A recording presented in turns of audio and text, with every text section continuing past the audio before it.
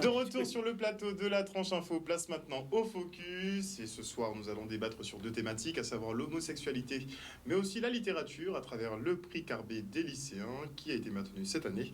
Et pour parler de tout cela, je reçois Viviane Mélion de France, qui est présidente d'Amalgame Humaniste, qui prépare une journée de lutte contre l'homophobie ce lundi. Bonsoir, Madame Mélion de France. Bonsoir Harold, bonsoir à tous les auditeurs. Et pour parler effectivement du prix Carbet des lycéens, nous avons Michel Gargare avec nous, qui est écrivain et qui parlera d'ailleurs, on va lui poser quelques questions sur son ouvrage qui s'intitule La jupe de son fils, à point nommé, vraiment tombé à point nommé. Bonsoir Madame Gargare. Bonsoir Harold, bonsoir téléspectateurs, téléspectatrices, bonsoir Guadeloupéens, frères et sœurs. Nous avons aussi Caroline Isminou, qui est enseignante de lettres modernes au lycée Chevalier de Saint-Georges. Bonsoir. Bonsoir à tous. Et de l'autre côté de la table, nous avons Jean Lucry, qui est président de l'association Art Lycéen et professeur de philosophie. Bonsoir, monsieur Lucry. Bonsoir à tous les Guadeloupéens. J'adore votre voix, monsieur Lucry. Vous avez une voix... Il faudra poser ça quelque part. Et nous avons aussi Mathis Rowe, qui est élève de seconde au lycée Charles Coueffin. Bonsoir, Mathis. Bonjour à tous. C'est un peu la nuit. Je t'embête, je te taquine. Alors, on va rentrer dans le vif du sujet. Inutile de demander la parole. Le débat est ouvert. Ceux qui veulent participer sur l'homophobie peuvent participer. Ceux qui ne veulent pas, aucune obligation. Et inversement, pour Madame Mélion, si elle veut intervenir sur le prix Carbet lycéen. Alors, on va sauter à pieds joints dans le plat. Est-ce que vous pensez qu'on est prêt ici en Guadeloupe à... on va éteindre un peu ce tabou, finir avec ce tabou autour de l'homosexualité, Madame Mélion de France? Eh bien non, on n'est pas prêt du tout, on est même très loin. Et c'est la raison pour laquelle l'association œuvre pour aider ces personnes qui cherchent à vivre correctement, simplement, naturellement dans leur société. Mais ce n'est pas facile. Mais justement, qu'est-ce qui explique que, on sait qu'on a notre passé, on sait qu'on a notre histoire, mais qu'est-ce qui explique que dans d'autres pays, il y a une démocratisation effectivement de différentes sexualités, mais pas trop en Guadeloupe? Alors, je ne pourrais pas dire pourquoi, je ne saurais pas dire pourquoi. Je sais que nous ne sommes pas très tolérants.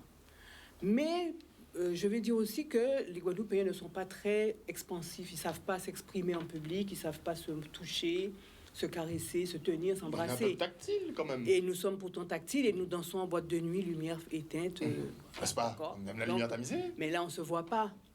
Tout le monde a les yeux fermés, on voit peu.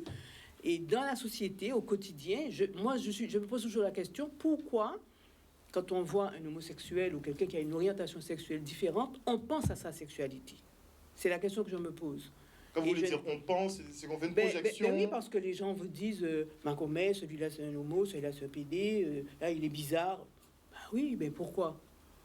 Moi, si j'étais homosexuel, moi je ne dirais pas de vous, il est hétérosexuel. Ah, celui-là c'est un hétéro. Donc je pense qu'il y a quand même un chemin qu'il faut faire. Il y a une éducation, je dirais, de la population. Et moi, ce que je voudrais surtout dire aux gens, c'est de ne pas être violent. On peut avoir son opinion. Hein. Moi, je ne vais pas. On peut ne pas être d'accord, on peut ne pas être pour, mais respecter. Mais respecter l'autre et surtout ne soyez pas violent, agressif, insultant, injurieux. Je crois que ça fait très mal à ces personnes et il faut vraiment qu'on change cette façon de fonctionner, cette façon de parler. Monsieur Lucry, votre avis là-dessus? Madame Mélion a parfaitement raison de dire que cette question n'est pas réglée. Seulement, c'est vrai, je crois tout de même qu'il y a quelques progrès qui ont été accomplis ces dernières années, et j'en veux simplement pour preuve le fait qu'un ouvrage, celui de Madame Gargare par exemple, sur l'homosexualité, reçoit un prix décerné par les jeunes. Donc, c'est vrai qu'au niveau des adultes, les choses n'ont pas véritablement bougé. D'accord. Et ça se passe par la violence, le rejet, tout ce qu'on veut. Mais au niveau des jeunes, il y a une acceptation au moins tacite de la différence, ou en tout cas de l'idée de différence. On pense, ou les jeunes commencent à penser que l'autre peut être différent, y compris à propos de ses orientations sexuelles. Donc on aurait peut-être une fracture de génération. Une petite fracture, mais il faudrait travailler dans ce sens. Alors, je vais rebondir sur ce que vous dites. Effectivement, il y a un changement de le comportement des jeunes. Je pense que leur esprit s'ouvre, peut-être à cause d'Internet et de certaines lectures ou de certains films, mais c'est vrai qu'ils arrivent à... Nous, on voit sur la ligne d'écoute, par exemple, souvent ce sont des amis qui appellent pour leurs copains. Je vous appelle parce que mon copain est malheureux, parce que mon copain est martyrisé par ses parents, on lui a piqué son téléphone, il est ça commence depuis la famille avant même d'arriver... Alors, l'homophobie ici, en Guadeloupe, est intrafamiliale. Surtout intrafamiliale. Surtout, les parents n'ont pas compris que... j'aime dire que dans toute famille, il y a un homosexuel qui s'ignore ou qu'on ignore, parce que malheureusement, ici en Guadeloupe, il y a beaucoup d'homosexualité cachée. Chez la génération 39, 45 et plus, il y a beaucoup d'homosexualité où les gens ont vécu à l'étranger, ils sont partis, ils ont vécu à l'étranger justement pour vivre librement, et ils reviennent ici discrètement, homosexuels, mariés, vivant en couple. Et c'est vrai que moi, ce que je déplore, c'est que ce sont dans les familles que ces gens-là sont malheureux. Les jeunes sont malheureux dans les familles. Donc c'est les familles qui rejettent en priorité. C'est ici, c'est sous les appels que nous avons, la ligne d'écoute, c'est vraiment dans les familles qu'il y a une intolérance, il y a une violence intrafamiliale très importante pour ces jeunes. Donc ça les pousse à partir, à se cacher. Ça les pousse à partir, la majorité. Il y a beaucoup de jeunes, ils nous disent qu'ils partent. Alors il y a partir, il y a toutes les addictions. Ils se saoulent, ils boivent, ils fument, ils se droguent pour oublier. Ils se suicident. Il y a beaucoup de tentatives de suicide. On a vu une montée en flèche avec le confinement, justement. Exact. Parce que, justement, les jeunes, le fait de vivre dans la famille, de ne pas pouvoir sortir, de ne pas aller à l'école, de ne pas s'aérer, ils sont beaucoup plus malheureux. Et il y en a beaucoup qui ont cette envie de partir, je dirais partir loin, mais partir aussi complètement, s'en aller. Ils veulent plus vivre. Et on essaie de les aider à supporter, à tenir, à attendre au moins qu'ils aient passé le bac, au moins qu'ils soient arrivés à être un peu indépendants, je dirais, et qu'ils puissent partir après pour ne pas tomber dans la prostitution, qui est encore un autre fléau pour ces jeunes. Et quand vous essayez de discuter avec les parents, le dialogue n'est pas possible? Alors, moi, je vais toujours me référer à la ligne d'écoute. Ça fait quand même un an qu'elle existe, la Voix Arc-en-Ciel, et nous avons des parents qui appellent. Alors, c'est souvent des sœurs, des marraines, parfois des mamans, rarement des pères. On a eu 2 ou 3 pères, mais c'est plutôt les mamans qui disent « Je voudrais aider mon fils, je veux comprendre ce qui se passe, qu'est-ce que j'ai fait, qu'est-ce que je n'ai pas fait, est-ce que c'est une maladie, est-ce qu'il faut les soigner ?» Enfin, elles se posent toutes sortes de questions. Donc, en fait, les débats que nous allons essayer de mettre sur la toile, et puis avec vous, Canal 10 et les radios, c'est justement de pouvoir parler avec eux pour leur expliquer que personne n'a rien fait de mal. L'orientation sexuelle existe et a toujours existé dans toutes les populations. L'homosexualité, c'est pas quelque chose de nouveau. C'est pas nouveau. Alors, eux, ils nous reprochent, ils nous disent, oui, mais vous prônez maintenant l'homosexualité, vous valorisez l'homosexualité. C'est beaucoup plus mis en avant, effectivement. Voilà. Dans les dessins animés, dans les séries, maintenant, on estime qu'il faut des quotas d'homosexuels représentés. Voilà, Tout le monde n'est pas d'accord avec ça.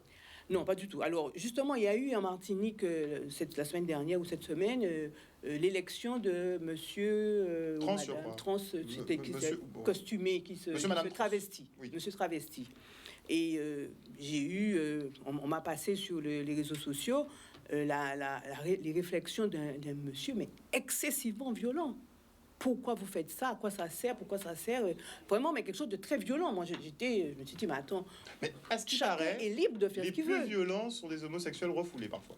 Alors, je ne vais pas aller jusque-là, hein, mais moi, je peux dire, quand on regarde certains chiffres, qu'il y a beaucoup de personnes qui sont mariées, qui ont des pratiques homosexuelles discrètes et qui sont violents quand on parle d'homosexualité. C'est vrai que... C'est une espèce de couverture. Une espèce de couverture, voilà. Moi, je suis contre ça, mais en fait, si on gratte un peu, on va voir que... De temps en temps, je fais. Madame Ismenou. Moi, je crois simplement que peut-être faudrait-il éviter l'amalgame. Quand on parle d'orientation sexuelle et qu'on parle d'homosexualité, pour moi, on se réfère à des individus qui soient hommes ou femmes, ont décidé de vivre avec pleinement, sereinement leur vie. Et que dès lors la transsexualité, les défilés ou les excès, pour moi, on est dans une autre dimension. Entre vivre sa sexualité et l'exposer... Non, la transsexualité il ne s'agit pas pour moi d'exposer une sexualité. Ça, pour moi, ce n'est pas du tout exactement la même chose. Oui, mais nous sommes dans une autre dimension. Pour moi, nous ne sommes pas dans l'homosexualité. J'aime un homme, une femme aime un homme, un homme aime un autre homme, et ils décident de vivre ensemble sereinement. Et ça, ils en ont parfaitement le droit, comme tout le monde. Quand on parle de réaction violente, il faut quand même se référer à notre communauté. C'est vrai qu'en Guadeloupe, nous ne sommes pas habitués, en Guadeloupe, en Martinique, dans la Caraïbe, peu importe, et que le phénomène de mode est peut-être aussi une dérive, peut engendrer des dérives. Et ce serait dommage, finalement, que ce genre de ces manifestations nuisent, en fait, à l'expression pleine d'une sexualité, tout simplement. Qu'est-ce que vous en pensez, Madame Mélion? Oui, Qu'il c'est faut vrai. trouver un juste milieu et ne pas forcément... Alors, moi, je dis tout simplement que la sexualité est du domaine du privé et que ça ne regarde personne. Maintenant, que quelqu'un ait envie de s'habiller d'une certaine manière, quand on regarde autour de nous en Guadeloupe, nous avons vraiment le chic pour s'habiller comme on veut. Là, vraiment, on a le choix. Et moi, pourquoi? Parce qu'on est homosexuel ou transsexuel, on n'aurait pas le droit de s'habiller comme on veut et de faire ce qu'on a envie. Donc, en fait, il faut qu'on arrive à trouver ce juste milieu qui n'est pas évident, qu'on arrive à être tolérant, qu'on arrive à regarder l'autre et à l'accepter dans sa différence, que ce soit la différence d'orientation sexuelle que la différence de fonctionnement ou d'habillement ou d'expression. On est en train de faire un chemin, on y va tout doucement. Je crois que les jeunes vont beaucoup nous aider. Et des personnes comme Madame Gargar vont beaucoup nous apporter, puisque on peut parler à travers, on peut lire et puis parler, discuter de livres et échanger des idées et peut-être faire passer certains messages, justement. Mais moi, je compte beaucoup sur les jeunes et je suis très heureuse d'avoir un jeune sur le plateau, On va voir à qui je vais demander qu'est-ce qu'il pense de l'homophobie ou de l'homosexualité. Comme il veut, je le mets à l'aise. D'accord. Ben, pour moi, je trouve que l'homophobie, c'est rien, on est tous pareils. C'est la même chose. Comme aussi, on a vu en actualité, comme vous dites aussi tout le temps, on a l'impression qu'en Guadeloupe, ils acceptent pas vraiment, mais ça a un peu évolué. C'est moi chez les jeunes. Mais chez les Après, adultes, par exemple, voilà, on va parler chez des les jeunes parents. après. Chez les parents. On va pas dire que ça a vraiment changé. Ils sont toujours pareils. Tu les vois, ils vont peut-être dire qu'est-ce que tu as choisi? Tu préfères tu préfères une fille ou être avec un garçon? Tu préfères pas répondre. Tu préfères être discret. Pourquoi? Parce que tu sais que ça va poser problème si tu Bah réponds. oui, c'est Ouais. ça. Donc au niveau des jeunes, vous savez que l'acceptation n'est pas encore là. Donc vous En fait, on discutez. est vraiment indépendant. Donc vous êtes à part. En fait, vous vous êtes mis à part. Oui. Vous faites votre société de votre côté d'une certaine façon. Ben, avec tout le monde, en fait. Alors, d'une manière, on essaie de s'échanger, mais toujours un peu discrètement. Toujours discrètement. Est-ce que tu as des amis qui sont homosexuels? Ah, ça, je sais pas. Ah, tu sais, vous- Non, je sais pas. Donc vous connaissez pas vos orientations? On vous- connaît, mais pas nos orientations. D'accord, d'accord. Vous n'êtes pas axé là-dessus. Non. Et qu'est-ce que tu penses alors des programmes, le fait que maintenant il y ait des quotas aussi dans les programmes pour la représentation de l'homosexualité? Qu'est-ce que tu en penses? Bonne chose, mauvaise chose? Je pense que ça peut être une bonne chose parce que ça fait un bon petit apprentissage pour chacun. Comme ça, au moins, on va dire, il y en a d'autres qui pourront dire leur avis ou d'autres ils pourront choisir ce qu'ils veulent. Mhm. Parce qu'il y en a d'autres qui vont dire oui, j'accepte que eux ils soient homophobes ou autres. Voilà. Vous pensez quoi de la représentation? À la télévision, dans les dessins animés? Qu'est-ce que vous en pensez? Moi? Oui, Ah. on viendra tout à l'heure. Je sais que mon tour arrive. Que dire? Vous savez, moi, les quotas, c'est comme si on parlait de choses banales. Les quotas, on les retrouve dans le nombre d'admis à un concours, dans le nombre de noirs représentés à la télévision. Exactement. Finalement, on parle de quotas ou de pourcentage. Voilà, De parfait. quotas ou de pourcentage. Donc, dans tous les cas, est-ce que c'est représentatif d'une philosophie ou d'une volonté ou d'une politique qui permet d'aider les homosexuels? Je ne suis pas sûre que tout se joue à ce niveau-là. D'accord. Je pense que moi, les jeunes que je vois autour de moi, il y a quand même un changement dans la population. Ça veut dire que il y a des homosexuels, on les repère parce qu'ils ont décidé d'assumer ce qu'ils C'est sont. vrai. Et je pense aussi que finalement, l'orientation sexuelle, surtout aux âges des lycéens, elle peut être fluctuante. Je veux dire que quand décide-t-on finalement du moment où on aime un homme ou on aime une femme? Et que peut-être que parfois, ils hésitent quelque peu, ils ont le droit d'hésiter. Ils peuvent simplement tâtonner, essayer et ensuite faire un choix. Voilà. Alors qu'à l'époque, il n'y avait pas forcément de choix. Le choix, Culturellement, ils il y étaient avait, rejetés par les jeunes même, pas par les adultes essentiellement. Il s'agit vraiment de se retrouver. Un établissement scolaire est un véritable microcosme. Hein, c'est la société, de toute façon. Donc, s'ils peuvent aujourd'hui évoluer sans être rejetés parmi les jeunes de leur âge, cela signifie qu'il y a eu un énorme changement. On sent que ça bouge, mais ici, ça prend du temps. Ça va continuer Mais à prendre un peu de temps. lentement, mais sûrement. Lentement mais sûrement, parce que certains voient l'exposition à la télévision d'homosexuels comme le fait de vouloir entraîner d'autres jeunes et leur retirer un... On a dit la même chose des préservatifs. Voilà. Hein. Dès lors qu'il y a eu des distributeurs, on a prétendu que les préservatifs servaient à inciter les jeunes à la débauche. Donc bon, c'est un peu le serpent qui se mord la queue, mais il faut qu'on avance sur ces questions dans tous les cas. On va se tourner vers Madame Garguer, justement, et votre ouvrage, La jupe de son fils. Mais comment l'idée vous est venue déjà de traiter d'un ouvrage comme ça? Je vous écoute là et je me souviens de cette idée. En fait, l'idée m'est venue d'une personne en chair et en os que je connais, D'accord. qui vit encore cette situation. C'est-à-dire qu'il s'agit d'un jeune homme qui a attendu fébrilement ses 18 ans pour quitter la Guadeloupe parce qu'il était homosexuel. Et que son père l'injuriait, l'insultait, le battait, enfin il se passait des choses terribles. Pour aller vivre son homosexualité à Paris. Donc il vit à Paris maintenant avec un jeune homme, il est très détendu, mais enfin, c'est vite dit. Parce qu'il n'a pas fait d'études, il n'a pas... Enfin, il a un peu raté sa jeunesse par rapport à il ça. a raté sa jeunesse, voilà, par rapport à ça. Et on utilise des mots comme oui, il faudra faire un apprentissage. C'est quand même dommage qu'on en arrive là, parce que c'est comme le racisme finalement. Des gens qu'on déteste, on ne sait même pas pourquoi on les déteste finalement. On leur reproche quoi? On n'en sait rien. Mais on nous a inculqué certaines valeurs. Quand on évolue dans une société catholique, où c'était Voilà, c'est ce c'était que j'allais vous permis, mais dire. c'était Voilà, limite c'est sacrilège, quoi. culturel et cultuel. Voilà. Les deux. Et c'est dans nous avons une image du couple, de la personne, un homme, une femme, qui font des enfants, etc. Alors que finalement, l'homosexualité a toujours existé. Nous n'avons rien inventé. Notre génération n'a rien inventé. Même ceux qui se cachent, ils se sont toujours cachés. Ça s'est toujours passé comme ça. On sait que c'est pas quelque chose de nouveau, ça existe depuis toujours, visiblement. Non, c'est pas quelque chose de nouveau. Alors, à une époque, ça nous amusait. Je me souviens quand Ici, j'étais aux petite, Antilles, ici en Guadeloupe. Oui, ça nous C'est amusant. amusait. Quand j'étais petite, je suis pointoise. Hein. Mhm. Il y avait un monsieur qui sortait tous les carnavals. On l'appelait Vovonne. Yvonne Vovonne. Il s'habillait en femme. Tout le monde rigolait, on trouvait ça tout à fait normal. Tous les carnavals, il sortait. On savait qu'il allait sortir. On attendait, on le voyait passer. On voyait Vovonne. Vovonne faisait son carnaval, puis redisparaissait. On ne sait pas où il allait. Pendant toute l'année. Et pendant toute On l'année, voyait Vovonne qu'au carnaval. On ne voyait plus. Voilà. D'accord. Mais il nous faisait rire. On ne l'a jamais méprisé.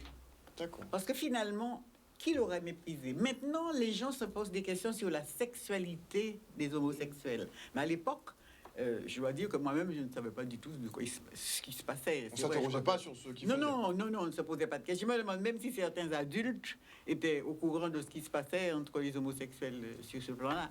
Donc, on ne se posait pas ce type de questions, alors que maintenant, on se pose des questions. Par contre, l'effet positif est que les jeunes de maintenant sont beaucoup plus informés et ils savent prendre des positions plus, disons, plus rigoureuses, pas ridicule, plus rigoureuses et aussi plus raisonnables, on va dire. Raisonnable. Les jeunes. Les jeunes, oui. Oui, ils sont plus raisonnables que nous sur ce plan-là parce qu'ils en savent plus que nous. Parce qu'ils ont aussi Ils la savent ce volonté que c'est qu'un homosexuel. ils ont déjà la volonté peut-être de savoir ce que c'est, d'en côtoyer, Oui. tandis que nous, à notre époque, c'était peut-être un peu plus compliqué, Oui, vous c'était savez- rejet direct. Oui, vous savez, maintenant, les stars du showbiz, ils se déclarent, ils font leur coming out à n'importe quel C'est moment. vrai. Alors qu'à l'époque, on ne savait pas qui était qui. Nous avons connu beaucoup d'acteurs de cinéma, par exemple. Nous ne savons pas du tout, à part un ou deux dont on parlait à l'époque, mais pas du tout. Hein. Non, il n'y avait pas beaucoup de coming out. Hein, il y a Quant aux quelques femmes, alors décennies. là, certainement pas. Mais les femmes, on a l'impression que ça passe mieux pour Ça, les c'est un femmes. langage masculin, ça. Ben, J'ai déjà entendu je des ne vois pas trucs trop de dans femmes le être genre, harcelées sur les réseaux. C'est plus joli, ou c'est... J'ai déjà entendu des trucs comme ça. Non. je pense pas que ça passe mieux. C'est la même chose. Quelle différence? Ah, il y a moins de violence, hein, je trouve. Même sur les réseaux, Bon, c'est vrai c'est que beaucoup moins violent C'est pour les peut-être, femmes. oui, hein. voilà, c'est ce que je veux dire. Il y a moins d'agressivité envers les femmes, oui. Mais je les crois hommes. que cette moindre violence s'explique par l'histoire même de notre société. Madame Ménion disait tout à l'heure, à juste titre, me semble-t-il, que dans la question de l'homosexualité, les femmes, les mères, au niveau et c'est vrai que ça se passe d'abord au niveau familial, que les mères sont plus à l'écoute, prêtes à excuser ou à entendre, à Essayer de pardonner, comprendre au moins. à comprendre, etc. Les pères, jamais. Les pères sont d'une violence absolument extraordinaire. Oui. Il faut se poser la question. Sur quoi se fondent ces deux types de comportements absolument antithétiques? C'est un résumé, me semble-t-il, absolument extraordinaire de ce qu'est fondamentalement notre société caribéenne, antillaise. Nous avons, vous le rappeliez à juste titre, nous vivons dans une société extrêmement catholique, mais aussi machiste, où la figure Patriarcal, ouais, c'est vrai que... patriarcale, où la figure de l'homme, du père, est absolument omniprésente. Mhm. Et il me revient à l'esprit, en mémoire, une anecdote que je reprends très très rapidement. Allez-y. Ça se passe, bon, j'étais adolescent. On avait un copain adolescent de mon âge à l'époque, il était homosexuel. Il ne l'affichait pas. Nous le savions. Et nous avions accepté son... Comment vous avez compris ou Parce appris qu'il... c'était l'époque où nous allions en zouk, en boîte, Mhm. où nous commencions à avoir à flirter. Lui, ça n'intéressait pas du tout. Donc, et puis, ça se voyait, mais il était accepté dans le groupe sans D'accord. aucun problème. Ses parents l'ont su ou l'ont deviné, etc. Et son père l'a chassé, banni de la maison. Et à 18 ans, il a dû partir, exactement comme le personnage principal de votre roman. Il est mort. Il a été l'un des premiers Antillais qui meurt du sida à Paris. Il avait, son père c'était un Martiniquais, son père vivait en Martinique. Il avait un oncle qui vivait en France. Ces deux hommes ne sont jamais venus à son enterrement.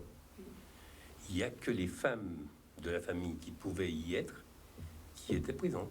C'est tout. Sinon, les hommes, c'est le rejet Ah, c'est pur le et simple. rejet absolument total.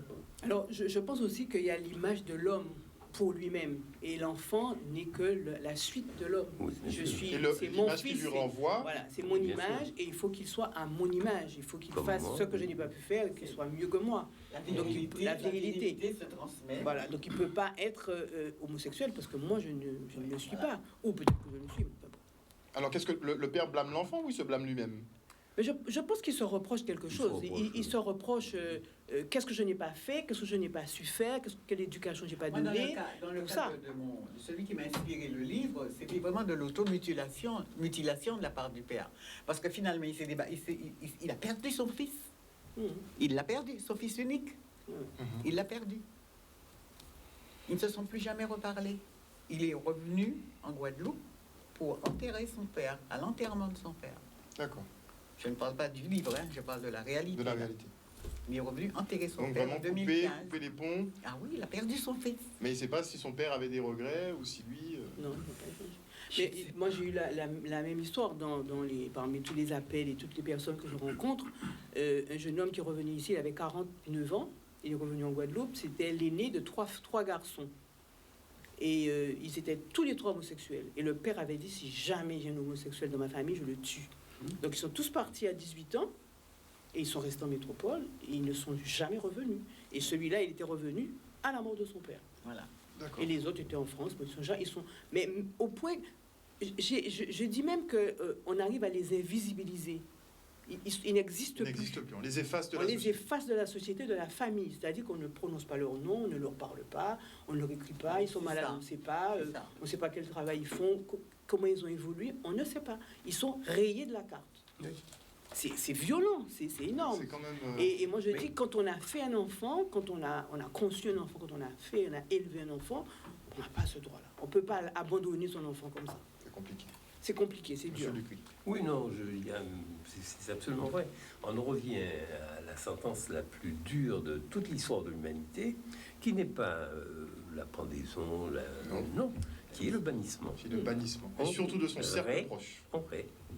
En réelle existence de la personne, alors que la personne, on le sait, est encore vivante. Ouais. Ça, c'est... Il faut quand même avoir une sacrée dose de colère, hein, quand même, pour arriver à des extrêmes comme ça. C'est peut-être aussi une souffrance partagée. Voilà. En fait, il n'y a pas que la colère. La colère, elle est... J'imagine que quand un enfant naît, il y a des projections de l'adulte envers son enfant. Donc, il imagine, il sera médecin, ou comme vous l'avez dit tout à l'heure, il sera ce que je n'ai pas pu être. Il y a aussi le problème de la descendance, des enfants. Voilà, il y a c'est ma descendance, j'aurai des petits-enfants, il y a une projection qui existe de manière naturelle. Et c'est vrai que qu'il s'agisse de drogue ou d'alcool, il y a de toute façon une remise en question du parent qui se demande toujours ce qu'il a mal fait, qui se reproche énormément de choses et qui imagine qu'il a fauté à un moment donné. Et qu'il y a aussi, pour moi, c'est une cumulation de problématiques qui ne peuvent être résolues comme ça facilement, puisqu'il y a également la différence. Il y a le regard de l'autre, le voisin, la société. Il y a tellement et je pense que, vous savez, c'est comme si, c'est peut-être pas une bonne comparaison, mais c'est celle qui me vient. C'est comme si vous appreniez que vous aviez un cancer et que finalement, il y a plein de gens qui ne le disent pas, qui ne l'avouent pas. Pourquoi ? Parce qu'il y a aussi l'étiquette du malade. Le malade, il peut être psychique, mais il peut être aussi physique. Et c'est ce regard qui sera porté sur celui qui s'est déclaré malade peut être difficile à supporter. Et effectivement, je pense que l'association est importante puisqu'elle permet aux adultes de parler, d'échanger et de chercher une solution parce qu'ils sont démunis, simplement. Démunis. En fait, on part du côté du téléphone et on revient avec toi, Mathis. On part du côté du téléphone pour un appel d'auditeur. Oui. Allô, oui, bonsoir, monsieur. Donc j'appelle. Bonsoir, Merci madame. pour votre émission. Je suis concernée par cette difficulté. En fait, cette difficulté. C'est pas évident d'en parler parce que je suis en plein dedans. Et ce que j'ai envie de dire, le plus dur dans tout ça, c'est le regard de l'autre. Parce que moi, je l'ai appris en fin d'année 2020. Donc, en plein confinement. Et donc, mon fils me dit qu'il vit ça depuis des années et que moi, je ne m'en suis pas rendu compte du tout, en fait. Et qui s'est adapté, qui se fait rejeter, qui se fait en fait bref, mais qui vit avec. Donc, depuis, je suis devenue, j'ai envie de dire, complice. Et je suis devenue complice avec lui. Je me suis dit que je ne vais pas rejeter mon fils pour cela, même si par moments c'est difficile, mais que je ne vais pas le rejeter pour cela. Et le témoignage du monsieur tout à l'heure disant qu'il est revenu pour enterrer son père, et malheureusement, très souvent dans les familles, alors que ce soit pour l'homosexualité, la drogue et tout ça, je travaille dans le social, donc de nombreuses familles rejettent leurs enfants. Et malheureusement, c'est lorsqu'il y a décès, par moment suicide, mais par moment juste un décès comme ça, parce que trop de souffrance. Et c'est là que tout le monde se rend compte de leurs erreurs. Alors moi, je vous remercie. C'est un sujet tabou qu'il faut en parler, parce qu'il y a aussi le poids de l'Église. C'est pas évident. Il y a le poids de l'Église. Et c'est dur quand on a un seul enfant, qui plus est. Donc on se dit, non, on n'aura pas de petits-enfants et tout. Mais moi, pour avoir fréquenté des personnes homosexuelles, que ce soit hommes ou femmes, je me rappelle encore, il y a une qui me disait, mais écoute, je n'ai rien fait, je suis née comme ça, je préfère les femmes depuis toute petite. Donc, qu'est-ce qu'on peut faire ? En fait, la question, c'est qu'est-ce qu'on peut faire, et il faut médiatiser au maximum pour que les familles ne puissent pas rejeter leurs enfants. Voilà, c'est ce que j'ai envie de dire ce soir. Donc, travailler à l'acceptation. Travailler à l'acceptation. Vous, c'est un processus qui vous a pris du temps ou vous avez intégré la donnée assez rapidement pour justement aider votre fils ? Alors, je ne vais pas dire que ça a été rapidement. Je vais être franche avec vous, hein, je me suis mise à prier, tout ça, sinon c'est pas possible. D'autant plus que j'ai perdu mon aîné accidentellement. Donc je me suis dit non, c'est pas ça. Mais après, je réfléchis, je regarde souvent vos émissions sur Canal 10. Il y a deux mamans, c'était la Martinique là, cette fois, qui parlaient, qui disaient que comment ils ont appris la nouvelle et qu'elles se sont mises dans la prière et tout pour éviter cela. Et puis finalement, les enfants sont partis aux États-Unis et ont bien réussi leur vie. Maintenant, il y a un qui chante et l'autre qui est grand danseur. Bref. Donc je cherche, je me documente, j'essaie de comprendre et puis je demande à Dieu de m'éclairer, quoi. Voilà, je demande au Tout-Puissant de m'éclairer. En tout cas, je ne suis pas dans le rejet. Je ne suis pas dans le rejet, je suis dans l'acceptation, même si je vous dis par moments c'est difficile. Mais ce qui est difficile, c'est plutôt les personnes qui vous entourent, en fait, certaines personnes. D'accord. Voilà. C'est le regard plutôt l'entourage qui rejette vraiment. L'entourage qui est vraiment dans le rejet. Qui complique tout. Voilà. Et La société, c'est le regard de la société qu'il faudrait changer, que ce soit pour ça. Et je reviens toujours aux enfants par moment pour X raisons tombent dans la toxicomanie. Mais il ne faut pas rejeter ces enfants parce que ces enfants-là, lorsqu'on tombe dans la toxicomanie ou bien dans l'alcoolisme, c'est une souffrance énorme. On travaille dans le social, vous entendez cette souffrance. Et très souvent, les parents rejettent les enfants. Et bien voilà. Après, ils se retrouvent dans la rue. Ils se retrouvent dans la rue, dans toutes les Antilles, en Guyane et tout ça, c'est ça, quoi. Et c'est pas juste. Donc il faut former, en fait, il faut former les parents, il faut en parler, il faut en parler, il faut en parler. Parce que c'est pas évident non plus à accepter, il faut le dire. Hein. C'est pas évident. Mais quand on n'est pas préparé à ça... Le travail, il est long. Et le papa, si ce n'est pas trop indiscret, le positionnement du papa. Très très bonne question. Le papa n'a pas accepté. D'accord. C'est clair, hein. Il a dit carrément, écoute, moi je n'ai pas de fille, c'est un garçon. Donc, je l'ai laissé parler. Entre-temps, on s'est séparés et je me suis dit tant mieux. Et puis finalement, un jour, il me fait un long message me disant, écoute-moi bien, c'est mon fils, je ne vais pas le rejeter. Donc si toi, tu prends la décision de le rejeter, ça c'est toi et ton corps. Et puis finalement, il m'a répondu clairement, il m'a dit, bon, c'est notre fils, on va l'accepter comme il est. Mais ce que je constate, c'est que lui, c'est par rapport à ses collègues, parce que comme toute sa vie, il a toujours critiqué les homosexuels, donc maintenant il me dit, je te rends compte, toute ma vie, je critiquais, maintenant je suis concernée. Je ne réponds pas, parce que c'est de l'idiotie. Donc, on en parle gentiment. Je fais un travail en silence avec lui, en lui faisant bien comprendre que c'est son fils, c'est son portrait.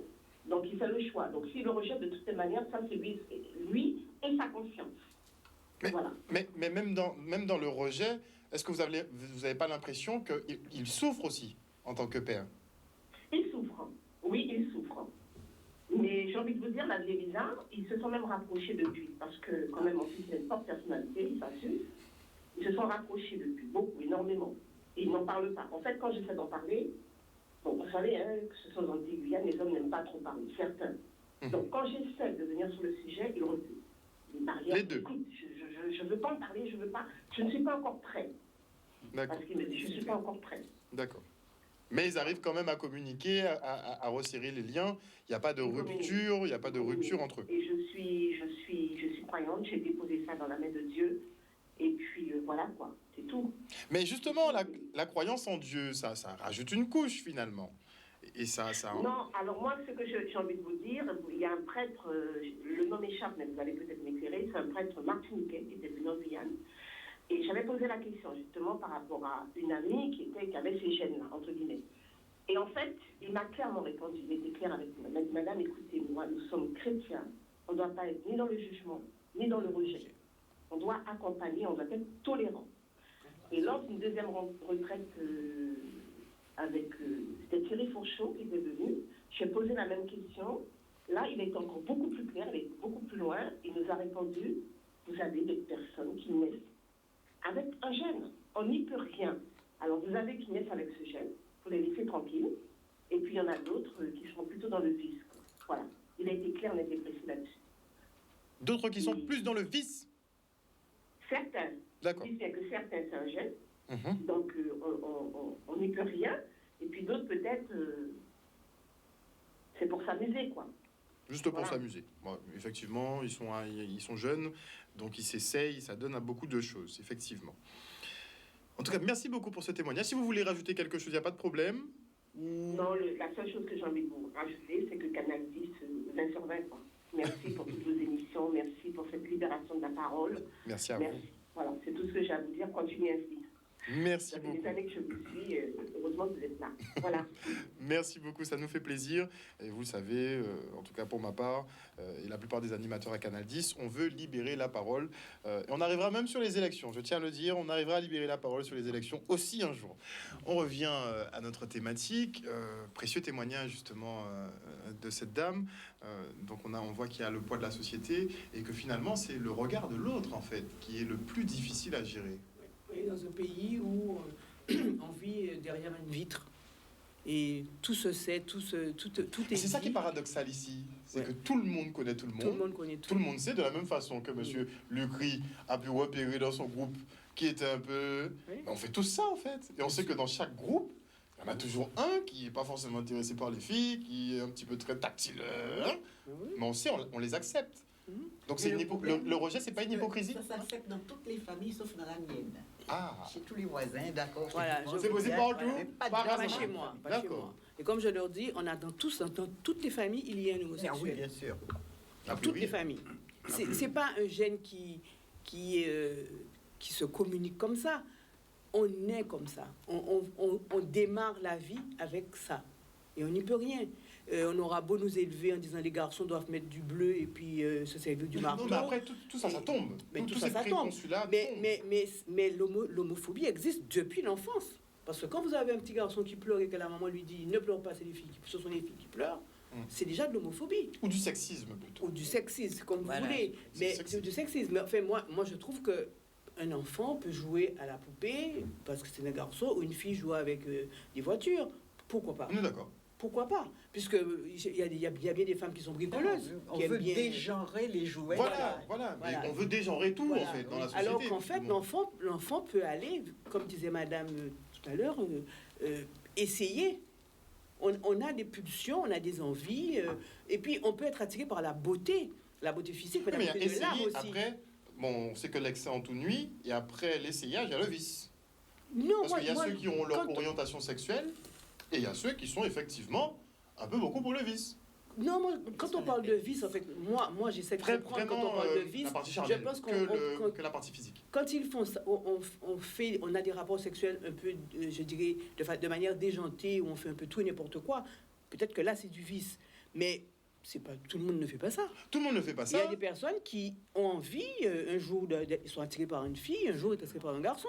Et ça, Oui, il y c'est a la des bisexualité, ça, personnes c'est pas- qui passent... Non, il y a des personnes qui sont hétérosexuelles, mais qui ont parfois une attirance intellectuelle, physique, psychologique, pour quelqu'un du même sexe. Effectivement. Ça, c'est pas quelque chose qui est... comment je dirais, qui ne se fait pas. Ça existe. Il y a des bisexuels, mais il y a des personnes qui ont simplement une pulsion comme ça un jour, en disant voilà, tiens, mais telle personne me plaît bien, je pourrais, je ferais ou je fais. Ça s'arrête là. Une petite pulsion comme ça, Mais oui. passagère. Mais oui, écoutez, il y a bien des gens qui prennent un soir, on dit bon, ce soir je me saoule, C'est ce vrai. soir je fume, j'essaie un joint. C'est vrai. Après ils touchent plus jamais. Mais là, Mais on en est essaie. on en est qu'au rapport physique. Après, l'homosexualité, il y a l'aspect émotionnel et l'aspect sentimental aussi. Absolument. Si on doit se cantonner à l'aspect sexuel vraiment, C'est Bon, où je dis qu'on peut dire que ça peut être, on peut comparer ça au vice. Mais le rapport humain n'est pas que sexuel. Oui, D'ailleurs, il ne oui, commence certes, pas par le c'est sûr, sexe. c'est Il sûr. commence par le sentiment, il commence par l'attirance, il commence par aussi l'intellect, parce qu'il y a des gens qui aiment discuter ah, mais il y a ensemble. les et c'est comme ça. sapiosexuels, des personnes qui ne couchent avec d'autres personnes que si elles sont intellectuellement à leur goût. Ben en fait. oui, Donc, bon. aussi. Donc, moi, je pense qu'il faut laisser les gens s'exprimer et vivre leur vie comme ils l'entendent et qu'on n'a pas le droit de rejeter. Alors, moi j'aime bien dire, il faut aimer l'autre comme il est. Et On vous va avez s'accepter. un enfant, vous l'aimez, il faut l'accepter, il faut l'aimer, puis il faut l'aider parce que on parle de la souffrance du père, on parle de la souffrance de la maman, mais on parle pas de la souffrance de ce jeune Ah non, mais qui elle est découvre, évidente. Elle est qui évidente, cette découvre souffrance. qu'il est différent des autres. Et qui est rejeté À en 6 plus. ans, à 7 ans, bon, il comprend pas ses pulsions, il comprend pas pourquoi. Mais c'est même de résister parfois. Mais bien sûr, il Il ne peut résiste en des parler fois à violemment, Et il ne peut en parler à personne. personne. refoulé. Il souffre énormément. On peut pas en Quand parler. il y a des pulsions, quand il voit apparaître des premiers poils ou que son pénis s'allonge, il comprend pas du tout ce qui. Mais qu'est-ce qui m'arrive? Je veux pas. Ben oui, mais on pense pas à ces jeunes-là. Ce sont ceux-là qui sont d'ailleurs fragilisés parce qu'ils sont en une période hormonale qui est transition, difficile, hein. une période hormonale qui est très difficile. Et si en plus ils ont cette découverte, ils se retrouvent vraiment laissés, abandonnés. Et ce sont ceux-là qui vont partir vers les drogues, vers les addictions et puis vers les dépressions, les syndromes dépressifs. C'est dommage, parce que c'est une jeunesse. La jeunesse, c'est notre avenir à nous. C'est l'avenir c'est la vie de demain. Donc il ne faut pas qu'on la casse et parce que simplement elle a une orientation sexuelle différente de la nôtre. D'ailleurs, on se l'imagine, parce que c'est encore une fois du domaine du secret, du privé. On ne fait pas l'amour là, dans le salon, devant tout le monde. C'est sûr, c'est sûr. Donc c'est dans l'imaginaire des gens aussi que ça se passe. Non, mais c'est clair, c'est clair. Chacun fait sa petite soupe dans sa tête. Mais après, comme je dis, on n'est pas obligé d'être d'accord. On doit débattre, pouvoir débattre sur tout et accepter l'autre, en fait. Mais on n'a pas obligation d'accepter ou de ne pas accepter l'homosexualité, mais on n'a pas à intervenir non plus dans le cercle de vie de l'autre, en fait. C'est ni plus ni moins. J'aurais bien aimé qu'on continue. Oui. Pour finir, parce qu'il faut qu'on parle du prix Carbet. Oui, juste sur ce débat pour terminer. Allez-y, monsieur. Non, il y a une notion qui me gêne beaucoup, peut-être en tant que philosophe, hein, c'est la notion de vice qui est pour moi éminemment religieuse et très clairement. Je ne trouve pas que cette notion ait sa place dans un débat sur l'homosexualité ou sur l'orientation sexuelle. Je veux dire. Ah, mais c'est des amalgames qu'on fait. C'est vrai, mais il faudrait, pour que nous puissions progresser, arrêter de faire des amalgames. Non, mais clairement, je suis. Et puis, une dernière chose, dernière chose, et juste pour montrer que les choses avancent et qu'elles ne sont pas statiques, cette semaine, nous avons appris, et je crois que ça doit nous intéresser aussi, que des prêtres allemands se sont opposés au dictat de Rome et qu'ils bénissent des unions homosexuelles. Il y a une rébellion, ça même de l'Église. On a l'impression que l'histoire recommence puisque la première rébellion contre le dictat romain était partie également d'Allemagne. Je vais juste rajouter. Oui, après prix Carbet, parce qu'il nous reste 5 minutes. Pour la dame qui a appelé, puis pour toutes les personnes qui souhaiteraient parler, discuter, la ligne d'écoute voix arc-en-ciel fonctionne 24 heures sur 24, 7 jours sur 7, et répond au numéro 06 90 757 767. Merci Madame Million de France. On parlera de toute façon d'homosexualité, j'en reparlerai encore lundi. On va en profiter cette semaine pour balancer quand même sur le sujet, puisque c'est vrai que ça, on n'en parle pas trop. On va essayer quand même de rebondir sur le prix Carbet. Il nous reste 5 minutes. Je suis absolument désolé, mais il nous reste 5 minutes. Donc le prix Carbet qui est maintenu cette année, comment ça se passe, comment ça se goupille, tout ça? Alors, ça s'est passé avec des difficultés compte tenu de la situation sanitaire, mais on a tenu tout de même, parce que l'an dernier, on n'avait strictement rien pu faire, on a tenu absolument à ce que la manifestation ait lieu par visio, etc. etc. Et il y a des élèves qui ont travaillé, des classes de Guyane, de Martinique et de Guadeloupe, qui ont lu les 6 ouvrages que nous avions sélectionnés, et la lauréate est Madame Garga. On espère que les choses vont s'améliorer, en tout cas que la situation sanitaire ira mieux, puis que ce prix va continuer. Il faut. Oui, parce que c'est extraordinaire. C'est un hasard de circonstances heureux. Pur hasard. Ça, absolument. De voir que les jeunes que nous impulsons, que nous poussons à lire, eh bien, s'intéressent non seulement à tous les problèmes qui intéressent la Caraïbe, politique, historique, etc., mais les problèmes de société aussi, de nos sociétés, et qui les intéressent au premier chef. Alors justement, Mathis, comment ça s'est passé au niveau de votre jury? Donc lecture de 6 livres, c'était barbant ou pas? Il y avait quand même beaucoup à lire. Est-ce que tu lis beaucoup, en général? C'est difficile à dire. Alors, c'est difficile à dire. C'est une réponse que c'est non. On va dire plutôt j'aime un peu lire, mais pas trop lire. Pourquoi tu n'aimes pas trop lire? Dis-nous tout. Parce que ça remplit beaucoup la tête. Ça remplit beaucoup la tête, mais c'est un peu le but. Oui, je sais, mais il faut un minimum, quand même, un maximum. D'accord. Donc lire 6 ouvrages, c'était quand même un peu compliqué. Oui. Ok. Pour moi, hein. Après pour les autres, je sais pas. Tu sais pas. Mais c'était compliqué, mais tu l'as fait quand même. Oui. Pourquoi? Parce que ça m'a intéressé l'homosexualité. J'ai regardé des choses intéressantes. comme ça, au moins, j'ai compris que l'homosexualité se voit de plusieurs façons. Parce que, comme vous avez dit tout après, vous avez parlé de la totalité du texte, on va dire, que vous avez fait, Michel Gargard. Et c'était intéressant. Donc sa façon de traiter la thématique t'a plu. Oui. Ok. Et le fait que ce soit tiré d'une histoire vraie, Oui. c'est plus intéressant aussi. C'est-à-dire que, attention, je n'ai pas dit que c'était une histoire vraie. Je me suis inspirée Inspiré de l'histoire fait, d'une personne, voilà. parce que n'oublions pas que c'est une histoire policière. Il y a une enquête policière, il y a un mort, donc dans mon histoire, la vraie, il n'y a pas de mort. Oui. Il n'y a pas de mort. C'est un roman, on est Voilà. d'accord. Mais c'est inspiré quand même Oui, de faits réels à la base. je lui ai dédicacé le livre d'ailleurs, parce que. Mhm. Mais ça aurait pu très mal se terminer déjà entre son père et lui, c'est vrai. Après, Et le au père moins, était la plutôt fin- violent. La fin, elle était très belle quand même. Hein. C'est vrai, hein? Oui. Bah, nous, on Pas veut dire, savoir hein. maintenant. On l'a pas lu, mais on veut Même savoir. s'il paye cher, il ne faut pas lui dire. D'accord. Spoiler, pas- D'accord. C'est quand même une histoire policière avec un petit Tu lises le mystère livre, au bout. voilà. Oui, il faut le oui, lire. bon, je ne vais pas spolier tout le monde. D'accord, j'attendrai. Madame Isouine, vous êtes...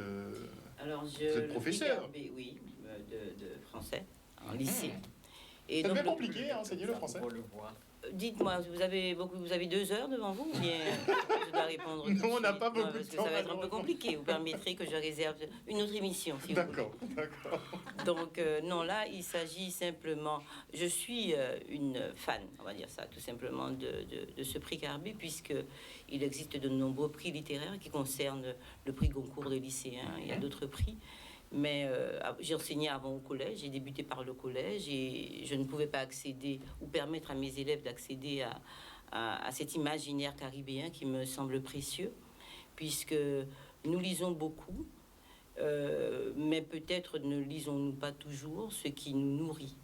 Et la nourriture, il est important que l'enfant puisse s'identifier à un ou plusieurs personnages selon son désir.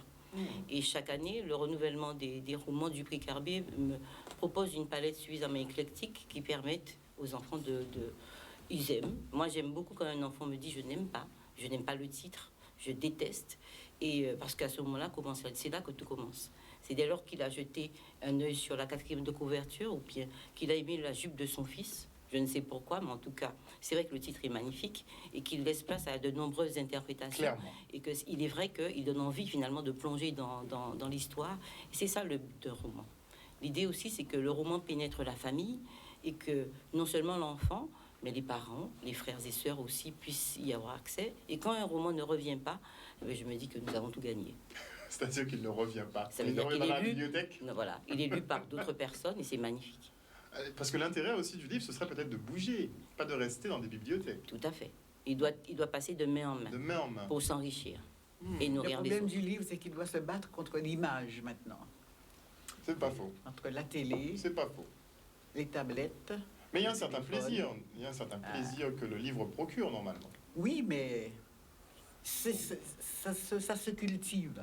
Oui. Ça se cultive. Donc depuis jeune, Ça il ne faut vient le pas comme cultiver ça. depuis jeune. Oui, ça se Oui, cultive. le problème, Madame Gargard a raison, c'est que le gros problème, c'est que nos jeunes n'ont pas cette culture du livre. Ils naissent avec l'image. Ils c'est naissent vrai. avec l'écran, dans l'écran. Et il faut Que les autres qu'ils voient lire. enseignants, des parents s'acharnent pour leur présenter. Remplaçons les portables, les tablettes par des livres. Non, Non, on pourra jamais. non, pas on du pourra tout. jamais. Non, On non, pourra il ne jamais. s'agit pas de remplacer. Il s'agit de leur laisser faire une place au comprendre livre. qu'à côté de l'écran, du D'accord. portable, il y a aussi le livre qui est un objet absolument magnifique. Il y a les livres numériques aussi. On Eh peut oui. tourner les pages. je trouve Non, ça génial. non plus. Non plus Non Personnellement, Enfin, moi, Enfin, je suis une adepte de la lecture je numérique. suis pas pour ma une... part. Bon, Donc, c'est vrai, c'est possible. Mais le livre numérique renvoie encore à l'écran. Le livre est un objet, on le prend, on le cache, on l'oublie dans sa poche. On dans met sa ces boîte. petits marque-pages. Pensez Des notes. marque-pages, Non, la des vidéo, c'est inscriptions, intéressant, sinon- des couleurs. C'est un objet qui devient soi et puis on le prête. On l'oublie d'ailleurs souvent, on ne le récupère pas. Voyage. Et on est content d'ailleurs de ne pas le récupérer. Ce que madame disait tout à l'heure, parce qu'on sait que quelqu'un d'autre Le lit. l'aura lu. Exact. On le lit. C'est une véritable on entreprise est de content de réhabilitation. lire La fin, le la fin. vieux livre. Et la fin pour Madame Esménou. Je pense que c'est une véritable entreprise de réhabilitation. C'est-à-dire que le papier, il a longtemps, aujourd'hui, une impression totalement fausse, hein, complètement déviée, que le papier est mort, qu'il n'y a plus d'avenir, qu'il Vous êtes s'agit préserver des arbres. Voilà, oui, oui. Un petit peu, quelque peu. Oui, pourquoi pas, c'est vrai. Mais on peut recycler. Mais arrêtez donc. Non, mais vous Il y a cassez le papier tout. recyclé, donc il y a des solutions. Non. Mais il n'empêche que les périodiques, les romans ont eu mauvaise presse. Et on a prédit la mort du livre, on a prédit la mort du roman, et ils ne mourront pas. Pourquoi? Parce que si on luttait contre l'ennui, les enfants maintenant très jeunes disent « je m'ennuie ». Que signifie l'ennui? Ben, ouvre un livre, qu'un parent donne à un enfant un roman et il lui ouvrira un monde inconnu et il lui permettra de développer son imaginaire. Et comme ça, on ne s'ennuiera plus jamais. Mais il faut trouver son Nous, type de les lecture. écrivains, nous avons Très des important. avocats. Ah non, mais clairement, hein, elle est excellente, hein, Madame Esménou, pour défendre le livre. D'ailleurs, je salue une amie à moi, puisqu'on a appris un débat. Elle voulait mettre en place des ateliers, enfin, c'est pas elle voulait, elle met en place des ateliers culturels qui commencent d'ailleurs le 22 mai au centre culturel La Source à Petit Canal, parce qu'elle veut vraiment maintenir le livre. Elle veut vraiment. Oui. Et moi, j'avoue que je suis très nouvelle technologie, très audiovisuelle. Donc on Mais était dans un les discours deux peuvent contradictoire. vivre de concert. Il n'y a Et pas c'est ce qu'elle m'a fait Oui, comprendre. tout à fait. C'est ce qu'elle Je m'a fait suis comprendre. entièrement d'accord. Et le livre a son intérêt. Voilà, c'est une aventure différente.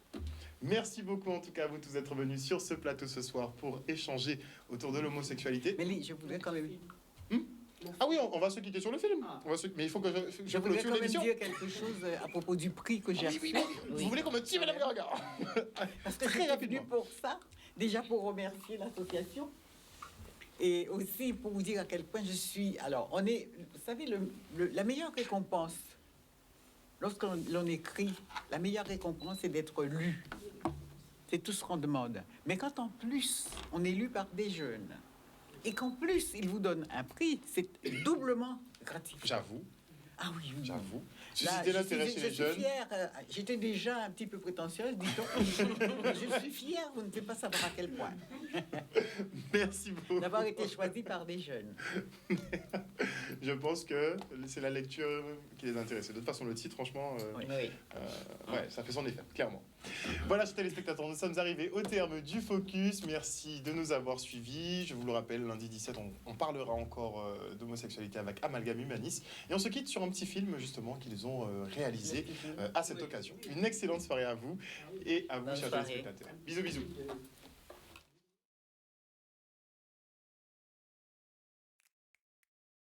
Hier, j'ai eu une petite altération avec un de mes collègues. En lui montrant une photo, en fait, il m'a sorti le mot « Ah, mais ça, c'est une pédale » avec un grand pouf de rire. Et c'est vrai que je l'ai plutôt mal pris. Je m'en fous un peu en fait de ce genre de propos car c'est vrai que sinon on ne vit pas. Il faut penser à soi-même avant et ce qu'on vaut. Je subis des insultes concernant le Macoumer depuis que je suis toute petite. C'est un bruit de fond que j'ai réussi à ignorer. Moi, quand je regarde des hétéros, je suis pas là « Ah, toi, t'es hétéro ». Je t'appelle pas hétéro toute la journée. Je t'appelle Jocelyn, Jocelyne, Joseph, mon cher fidèle, tout ce que tu veux. Je t'appelle par ton prénom. Et on a peur de dire à ses parents, des parents qui font des commentaires un peu mal placés. Si on regarde à la télé, pour les périodes carnavalesques, on voit par moments des jeunes garçons un peu maniérés. Alors là, on entend, voilà, Timakoumela, etc. Bon, forcément, on n'a pas trop envie de dire à ses parents, bah écoute, maman, je suis homosexuel, ou papa, je suis homosexuel. C'est chui qu'on entend quand on marche dans la rue, quand on dit gadé et tout ça, ça fait mal. Vivez pour vous et arrêtez de vous soucier de regarder les gens.